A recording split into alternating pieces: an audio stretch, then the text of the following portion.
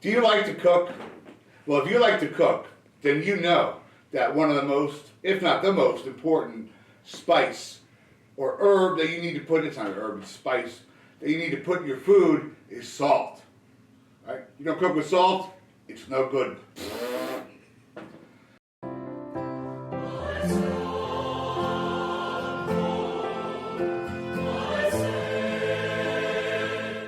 Well, this week, Jesus tells the parable about salt and light.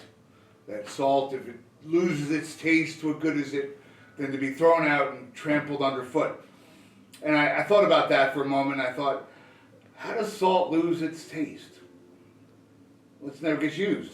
Like you might have a salt shaker on the table, and nobody ever uses it, and over time, it loses its taste. It goes stale. But it's only because it was never used. And then he tells about, a lamp is not supposed to be put under a basket. It's supposed to be put on a lampstand so that it gives light to all in the house. You have to use the light, and that's the whole point. Like he says, you are salt, you are light, meaning his disciples, meaning you and me. We are to be salt and light, but we just can't say we're salt and say we're light. We have to be used. We have to flavor food, if you will. We have to flavor people's lives. But if we just say, I'm a Christian, but we never do anything about it, well then we're like the salt that goes stale and loses its flavor because it was never used. Or the lamp that gets turned on and then put under a table, what good is that?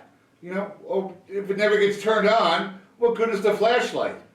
No good at all. It doesn't help anybody. But it's like, okay, I've got a flashlight, well, whoop-de-doo. Like, I'm a Christian, but I don't do anything a Christian does. I don't do anything Jesus taught us to do. Love one another, feed the hungry, give drink to the thirsty, clothing to the naked, housing to the homeless.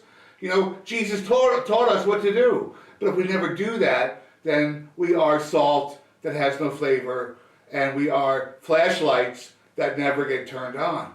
So this week, realize that we are called to be salt and light, but we must be used, and we must enhance the lives of other people by being Christians towards them. And we must be light, and that is by being used to show people the way, the right way, to show them what it is to love, what it is to be a brother or sister, what it means to be a neighbor. But in order to do that, you got to turn on the flashlight. You got to sprinkle the salt. So let's be salt and light in our actions, not in our words.